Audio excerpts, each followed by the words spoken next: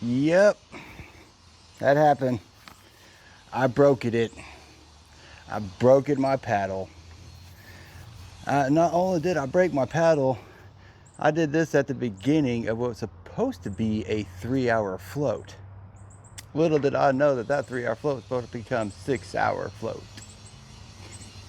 Damn. Last week, a small group of us in the family decided to book a Sunday afternoon and take a lazy float down the river because we haven't done so all year long, and it was time. So we made the necessary arrangements, and the 4 of us loaded up into the car. We loaded the boats onto the trailer, and there's 4 of us and 3 boats. It's my wife, her daughter and boyfriend, myself, and we've got my boat, her boat, and the tandem. So we made the trip up to Pineville. We got to our launch point. We unloaded everything, took the boat to our landing where the trip ends, took the shuttle back, got in, and went on our trip. Let the day begin. A whole day of nothing, no worries, no concerns. Now, we're not what you call expert kayakers, not by any means, but we are knowledgeable and experienced enough to look ahead and check the water levels of the river before we go on a float trip. See if it's too high, if it's too low, kind of know what we're getting into. And we did, and we found that the average water level was about a hair over 3 feet. Not much, just a tad bit over 3 feet.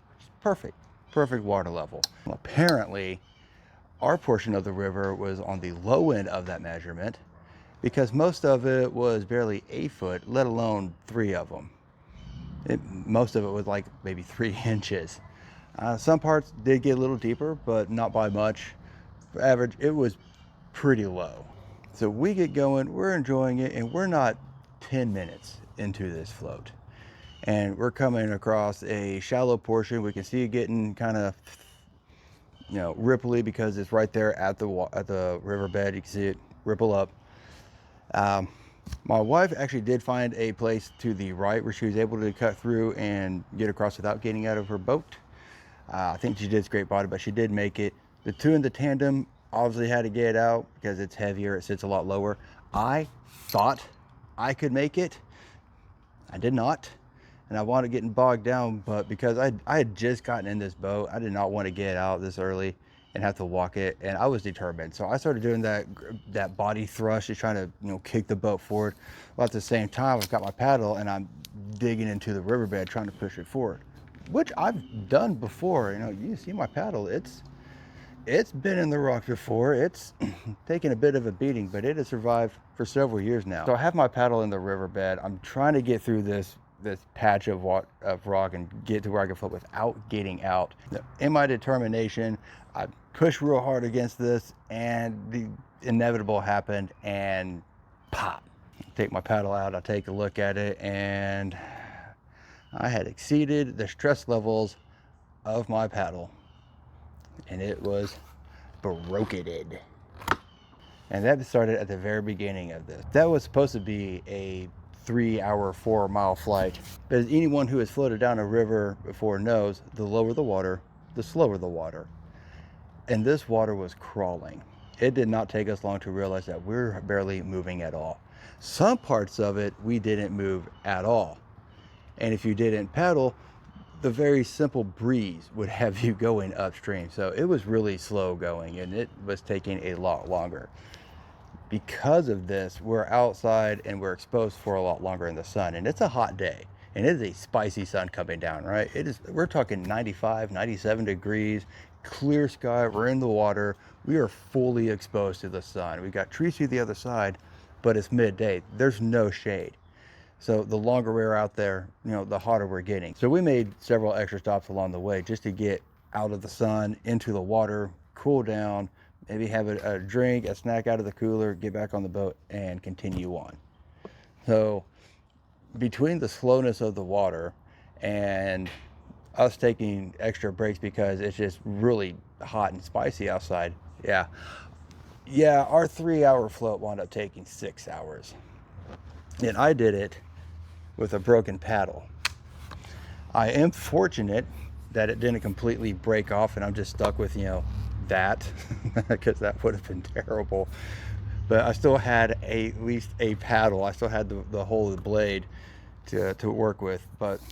And when it first broke, it was, more rigid this way than it was this way, So I could still get a little bite, but every now and again I did have to flip the paddle around to the not broken side to get that extra bite I needed when I needed it. So yeah, I did a 6-hour river float with a broken paddle. Damn. And don't get me wrong, don't get it twisted. I am no way complaining that it was a 6-hour float. I initially wanted to take the longer float, the one that's like, I think it's 8 miles and it's like 6 to 8 hours. But those generally start a lot earlier in the day, not 11 o'clock. They start at like 9, 10. And, you know, I did wind up getting the longer float that I wanted. And it just came at a price. Which means now I've got to buy a new kayak paddle, which I'll admit is actually kind of a bittersweet thing because I've been wanting to, and I've done a little bit of basically window shopping, and I've done a hair bit of research, nothing really committed, not a whole lot retained for that matter either. So now I'm in a point where I need to do the research and figure out what kind of paddle I want, what I need, where I'm going to get it, and how much. To add to this, we decided like the next day that we're going to do another river float down the Illinois River out of Tahlequah on Labor Day, which is actually this coming Sunday. So now, not only do I need to buy a new paddle and do the research to get a new paddle and know what it is I'm getting, I need to get it all done within the next 2 weeks. That's researched, decided, bought, and shipped. I did the homework, I dug into it, and there, man, come to find out there's quite a bit to know about buying a kayak paddle. There's about as much to know about buying a paddle as there is about buying a kayak, because you've got different shapes, sizes, height to length ratio, if it's flat, if it's curved, the materials made out of, whether it's a polymer or if it's fiberglass, carbon, aluminum, or a combination of all of those. But I think I've made my decision. I don't want carbon fiber. I mean, I do, but it's really, really expensive. But I'm also in the rocks a lot, so I want something that's durable and not brittle like carbon fiber. So I'm looking at fiberglass or plastic. And kayak paddles can get expensive fast. I really didn't want to spend more than 150 bucks, really, and that's what's pushing my limit, honestly. But these things get up to like 2, 3, upwards of $500, and I am not looking to spend as much on a paddle as I did on my kayak. All right, I don't do that kind of kayaking. All right, so, but through all the research and looking around, I finally found a paddle and a brand that I felt comfortable with. And this brand actually isn't like a big name brand like Aquabound or whatever they are. This one's actually kind of a low-key brand. They're actually called Best Marine and Outdoor. And there's not a whole lot of information out of it. There's not a whole lot of reviews on them. But the reviews I did find were actually pretty stellar. I watched a couple of YouTube videos on them, found some TikTok shorts on there. They seemed to be pretty impressed on it, so I ordered it. And it came in Sunday.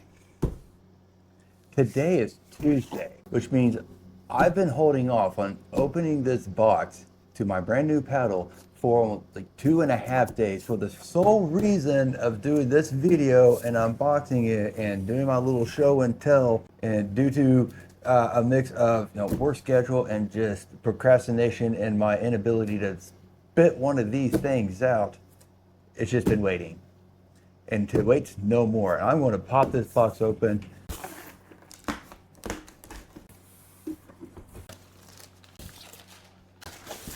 There we go. All right, there they are. New box wrapped up, nice packaging. Little soft foam wrap paper there.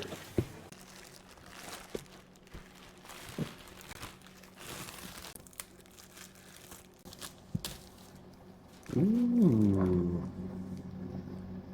that's pretty. It is.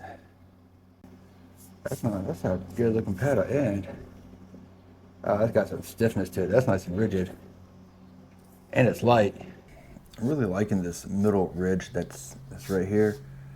That sticks out. My other one didn't have that. It's just a dip. I like that. It just gives it that extra bit of rigidity. I think that's just fantastic.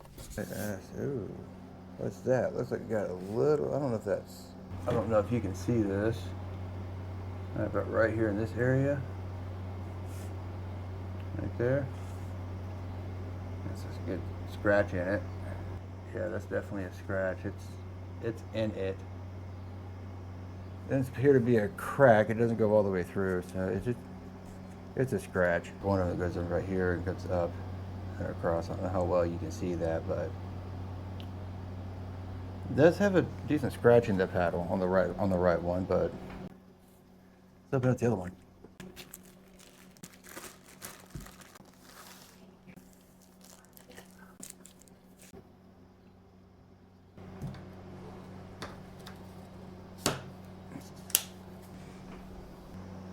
That's a Big Daddy kayak paddle right there. This is a 234 centimeter kayak paddle. It's got a carbon fiber shaft, and it is a fiberglass reinforced polymer blade. Fan with it. That's a good start. So I'm just going to take these. They're in half. I'm going to put them just sit here and just see how much these things weigh at. Just pushing the 2-pound mark. I'm just supporting it with my fingers in circles. All right, time for some tech specs. So this is it's the Best Marine and Outdoor carbon fiber kayak paddle. Is a fiberglass reinforced blade with a carbon fiber shaft. You can see the threading in it. It comes in 3 different lengths. There is a 220 centimeter, a 234 centimeter, and a 250 centimeter length. I got the 234 because I'm 5'9", 5'10". I'm on a 32-inch boat width-wise. Each paddle is expected to weigh between 28 and 34 ounces. This one here weighs in right at 2 pounds, so it's pretty on par with that. It also has a myriad of colors and patterns to choose from. So these paddles start at $103 online at Best Marine website. That is for the 220 in a basic black, no print. Mine being 234, and I got the print under the blue prism. Mine was $120, and that came with free shipping, by the way. I purchased mine actually off of Amazon for the exact same price, $120, and it got here in just a few days. Like I said, it came in Sunday. And yeah, that's a good looking paddle. I'm pretty happy with it. Aside for, the scratches that's on here, I mean, that's kind of disappointing. $120 on a brand new paddle, and it's got scratches on it. Boo. Maybe I'll send it back, maybe I won't. I probably won't. I don't know. I need the paddle. All right, I need the paddle. Cool. So that is my tale of breaking my paddle and getting a new paddle. And I am eager to use it come next Sunday when we're going out to Illinois River. Looking forward to putting that to the test and see how it holds up. I think it's going to be pretty good. It's definitely longer than the other one. I don't know exactly what the length of the other one was. I never really measured it, but I can tell this one here is actually longer. And it looks good too. I like that. So that's my broken paddle. That's my brand new paddle, and that's my video. Thank you very much for watching, and I will see you on the next one.